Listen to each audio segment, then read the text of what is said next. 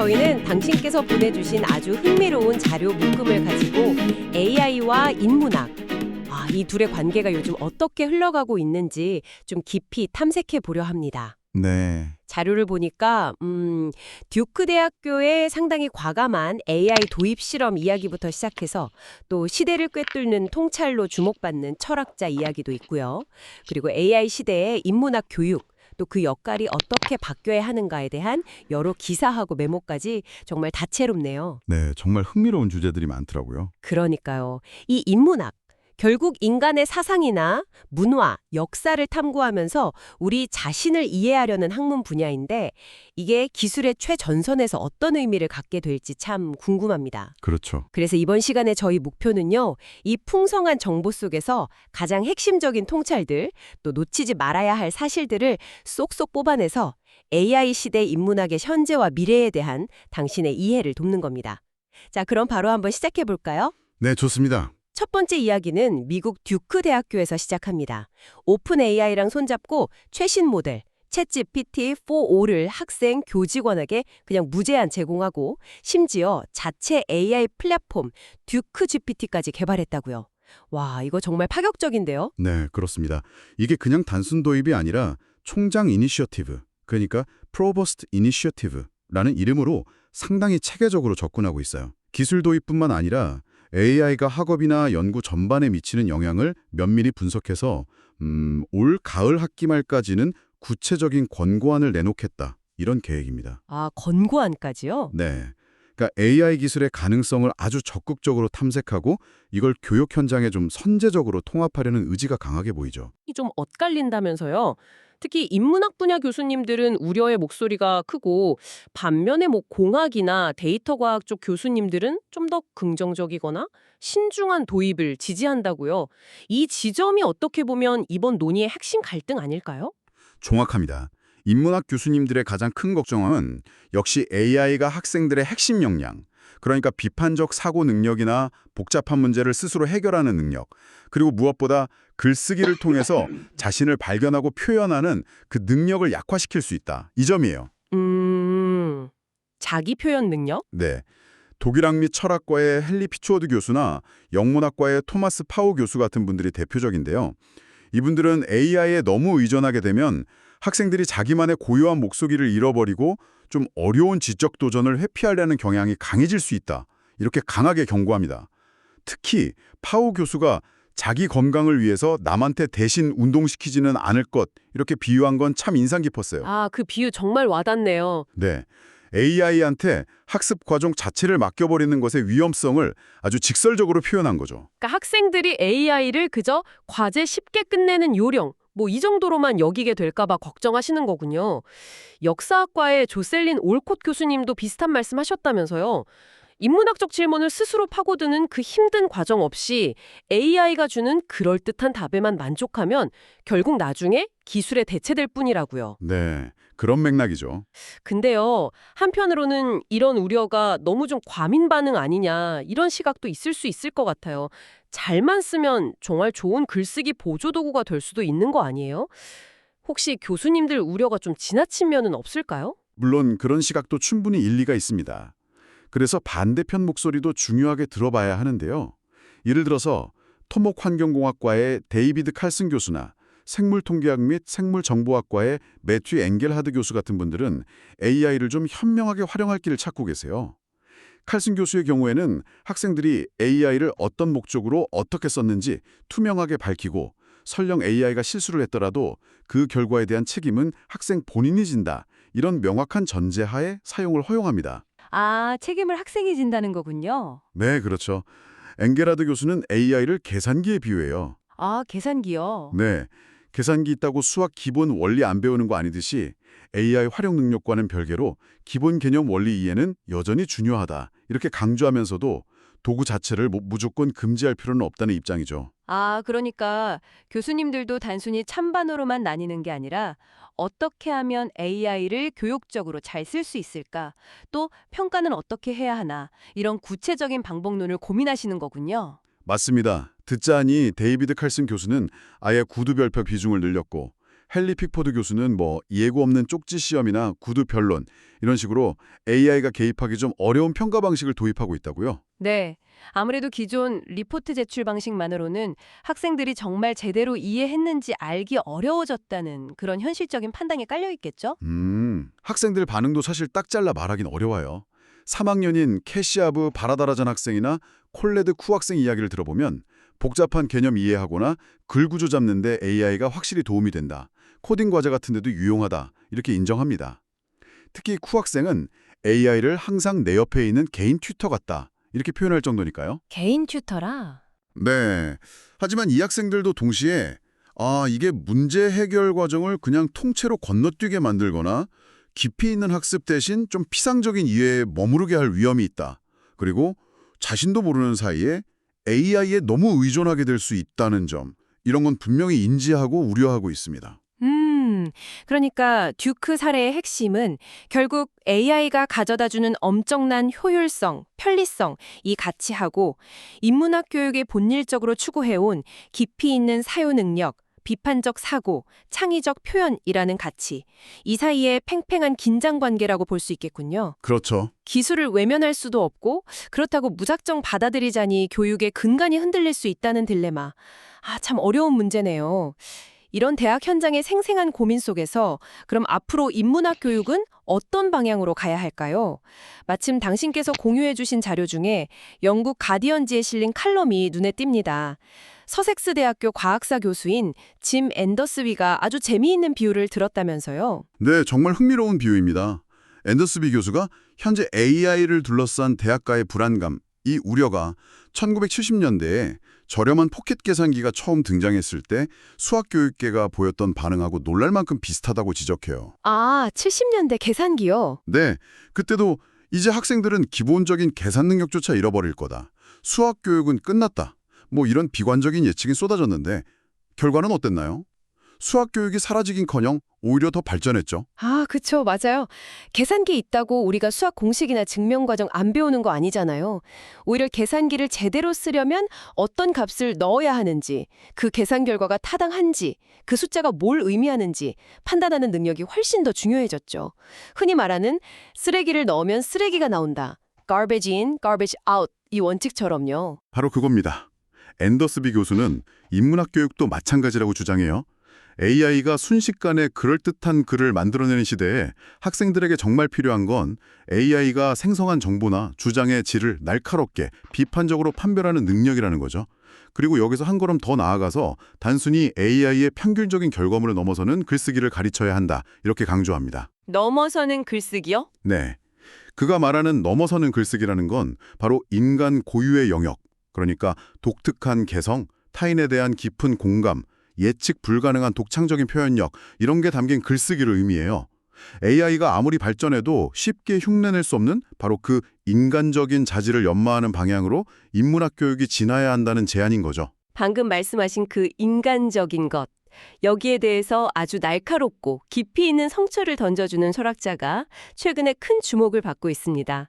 독일을 중심으로 활동하면서 우리에게도 피로사회 같은 책으로 잘 알려진 한병철 교수가 스페인의 권위 있는 상이죠. 아스트리아스 공주상의 2025년 인문학 부문 수상자로 선정되었다는 소식입니다.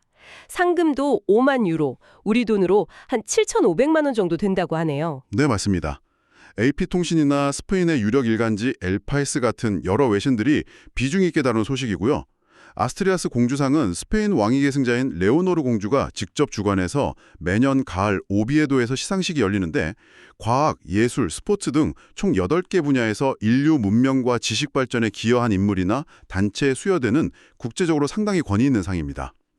심사위원단은 한병철 교수가 특히 디지털 기술과 현대 자본주의 사회가 만들어내는 여러 병폐들, 예를 들면 인간 소외라든지 고립 심화, 감시 사회 문제 이런 것들을 아주 예리하게 분석하고 비판해 왔다는 점을 높이 평가했어요. 네. 그리고 또 그의 사유가 동양 철학, 서양 철학 경계를 자유롭게 넘나들면서 여러 세대 독자들에게 폭넓은 공감대를 형성했다는 점도 중요한 선정 이유로 꼽혔습니다. 피로 사회, 시간의 향기, 투명 사회, 뭐 이런 책 제목만 봐도 현대 사회의 문제점을 정면으로 다루고 있다는 느낌이 딱 드는데요.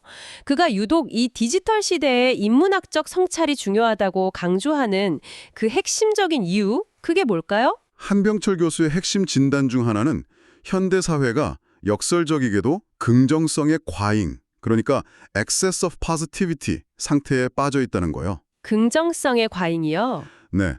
이게 뭐냐면 과거처럼 외부의 어떤 억압이나 강제 때문에 고통받는 게 아니라 넌 할 수 있어. 더 노력해야 해. 이런 끊임없는 성과 압박 속에서 사람들이 자발적으로 자기 자신을 끝없이 착취하는 성과 주체, achievement subject가 되어버렸다는 거죠. 그 결과로 나타나는 게 바로 번아웃, 우울증, 불안장애 같은 현대인의 신경증적 질병들이고 한 교수는 이걸 긍정성의 폭력, violence of positivity라고까지 부릅니다. 스스로를 착취하는 성과 주체라. 와, 정말 섬뜩하면서도 너무 현실적인 진단인데요. 마치 끊임없이 쳇바퀴 돌리는 햄스터처럼 우리 스스로 우리를 몰아붙이다 결국 탈진해버린다는 거잖아요. 그렇죠. 당신께서 공유해주신 자료 중에 눈 뉴유커 인터뷰 인용꼴을 보니까 우리는 주로 인터넷 때문에 너무 많은 자극에 시달려서 역설적으로 거의 아무것도 느끼거나 이해할 수 없게 되었다, 이런 지적도 하셨네요. 정확히 그 맥락입니다. 그는 디지털 기술이 우리에게 엄청난 편리함과 효율성을 줬지만 그 이면에서는 개인의 고립을 더 심화시키고 모든 걸 투명하게 드러내 보여줘야 한다는 어떤 강박관념을 퍼뜨리고 또 깊이 있는 인간적 감정의 교감을 메마르게 하고 공동체를 하나로 묶어주던 강력한 힘, 바로 이야기, 즉 서사를 해체시키고 있다고 비판합니다. 가디언지 인터뷰에서는 더 신랄하게 우리는 한때 이야기꾼, 스토리텔러스였지만 이제는 이야기를 사고 파는 사람, 스토리셀러스가 되어버렸다. 이렇게 꼬집기도 했죠. 이야기꾼에서 이야기 파는 사람으로. 네, 심지어 우리가 매일 하는 소셜미디어 활동조차 비판적으로 보는데 좋아요 버튼 누르는 건 마치 종교의식에서 아멘 외치는 것 같고 공유하기는 성찬식과 다름없는 일종의 의미 없는 전례, 리터지로 전락했다고 지적합니다. 기술 발전과 효율성 추구가 극단으로 치달으면서 인간 존재 자체가 측정 가능하고 관리 가능한 데이터로 축소되어 버리는 현실에 대한 깊은 경고군요. 프런트 포치 리퍼블릭 기사 인용에서는 디지털 시대는 우리에게 자유롭다는 것이 진정 무엇을 의미하는지 근본적으로 다시 사유하려는 진지한 노력을 요구한다고 말하면서 이런 성찰의 중요성을 역설하고 있습니다. 그렇습니다. 그래서 한병철 교수에게는 인문학은 단순히 과거의 지혜를 배우는 학문이 아니라 지금 우리가 발딛고 서 있는 이 디지털 시대의 문제점들을 정확히 비추고 진단하는 거울과 같은 역할을 하는 거죠. 동시에 기술 사회의 숨가쁜 속도에 제동을 걸고 그 안에서 우리가 잃어버린 인간 본연의 의미, 존엄성, 그리고 타인과의 진정한 관계 맺기, 그 가능성을 되찾도록 돕는 일종의 호흡법 같은 역할을 한다고 보는 겁니다. 거울이자 호흡법. 네. 그는 하이데거, 푸코 같은 서구 철학자뿐만 아니라 불교 사상 같은 동양의 지혜까지 폭넓게 섭렵하면서 어렵고 현학적인 언어가 아니라 간결하고 명료한 약간 아포리즘적인 문장으로 대중과 직접 소통하려고 노력해요. 그리고 그 과정에서 현대인들에게 가장 필요한 게 바로 잠시 멈추어 서는 것, 외부 소음에서 벗어나 침묵하는 것, 그리고 자기 자신과 세계에 대해 깊이 성찰하는 것임을 끊임없이 강조하고 있습니다. 와, 듣고 보니 인문학이 단순히 과거를 돌아보는 걸 넘어서 지금 이 시대를 살아가는 우리에게 정말 꼭 필요한 성찰의 도구라는 생각이 확 드네요. 그런데 이런 철학적인 성찰이 실제 산업 현장, 그것도 AI 개발 최전선에서는 어떻게 받아들여지고 있을까요? 마침 구글의 AI 기반 노트 필기, 연구 지원 도구죠. 노트북 LM의 에디토리얼 디렉터 스티븐 존슨의 언급이 눈길을 끄는데요. 네, 그게 또 아주 시의적절한 사례입니다. 비즈니스 인사이더 기사에 따르면 스티븐 존슨이 인문학이 AI 시대에 오히려 역습, 리벤지를 하고 있다는 아주 재밌는 표현을 썼어요. 특히 그는 철학이나 심리학 같은 전통적인 인문학 전공자들이 AI 모델이 사용자와 소통하는 방식, 그러니까 어조를 가다듬거나 AI 시스템이 가져야 할 윤리적 원칙과 가이드라인을 설계하는데 매우 중요한 기여를 하고 있다고 밝혔습니다. 와, 인문학의 역습이라니 표현부터가 정말 강렬하고 흥미로운데요. 그러니까 단순히 코딩 잘하고 알고리즘 이해하는 기술적 능력만이 전부가 아니라 인간과 사회에 대한 깊은 이해, 즉 인문학적 통찰력이 AI를 개발하고 다듬는 데 핵심적인 역할을 하기 시작했다는 거잖아요. 바로 그겁니다. 심지어 AI 랭글러라는 새로운 직무까지 언급된다고요. 이건 또 뭔가요? AI 조련서? 뭐 이런 건가요? 정말 새로운데요? 네. AI 랭글러는 말 그대로 AI가 제대로 작동하고 원하는 결과물을 내도록 길들이고 조련하는 역할을 하는 사람을 뜻하는 신조어입니다. 코딩 능력보다는 AI의 결과물을 비판적으로 평가하고 원하는 방향으로 유도하며 AI의 한계와 가능성을 잘 이해하는 능력이 중요하겠죠. 스티븐 존슨의 이야기와 이 AI 랭글러의 등장은 중요한 시사점을 던져줍니다. AI 기술이 고도화될수록 기술 자체의 성능 경쟁을 넘어서 그 기술이 인간 사회와 어떻게 조화롭게 상호작용할 것인지, 어떤 윤리적 기준 위에서 작동해야 하는지, 그리고 사용자와 어떻게 하면 더 효과적이고 인간적으로 소통할 수 있을지를 고민하고 설계하는 능력이 결정적으로 중요해진다는 겁니다. 결국 인문학적 사고와 성찰이 AI를 단순한 도구를 넘어 더 인간적이고 더 윤리적이며 궁극적으로 우리 사회에 더 유익한 존재로 만드는 데 핵심적인 열쇠가 될 수 있다는 가능성을 보여주는 아주 흥미로운 대목이라고 할 수 있습니다. 자, 오늘 저희는 당신께서 제공해 주신 정말 다채로운 자료들을 통해서 AI와 인문학의 현재와 미래를 둘러싼 복잡하고도 역동적인 논의들을 쭉 따라가 보았습니다.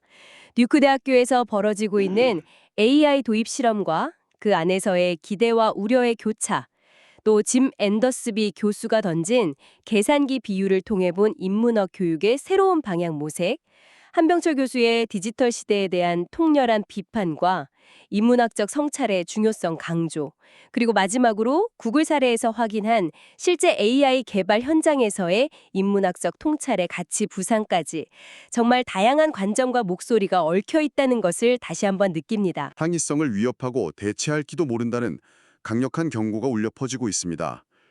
하지만 동시에 바로 이 복잡하고 예측 불가능한 AI 시대를 슬기롭게 헤쳐나가고 기술 발전의 방향을 올바르게 설정하기 위해서는 그 어느 때보다 인문학적인 깊이 있는 성찰과 통찰력이 절실히 요구된다는 주장 또한 큰 설득력을 얻고 있죠. 마치 기술 발전의 최첨단에서 역설적으로 인간이란 무엇인가, 우리는 이 기술과 함께 어떻게 살아가야 하는가 같은 가장 근본적이고 오래된 인문학적 질문들이 우리 앞에 다시 소환되고 있는 듯한 모습입니다. 오늘 논의를 마무리하면서 당신께 이런 질문을 한번 던져보고 싶습니다. 한병철 교수가 그토록 강조했던 깊은 성찰의 시간, 그리고 짐 앤더스비 교수가 AI 시대에도 변치 않는 가치를 지닐 것이라고 역설했던 개성, 공감, 독창성과 같은 지극히 인간적인 자질들을 우리 각자는 이미 우리 곁에 성큼 다가온 이 AI 시대를 살아가면서 어떻게 의식적으로 가꾸고 또 소중히 지켜나갈 수 있을까요? 어쩌면 기술이 선사하는 편리함과 효율성이라는 그 달콤함에 취해서 정작 중요한 것을 놓치지 않기 위해 우리 각자의 마음속에 있는 인문학적 나침반을 다시 한번 꺼내서 그 바늘이 가리키는 방향을 진지하게 들여다보는 시간이 필요하지 않을까 싶습니다. 이 질문에 대한 당신만의 답을 찾아가는 그 여정이 앞으로 펼쳐질 시대를 헤쳐나가는데 든든한 힘이 되어줄 수 있을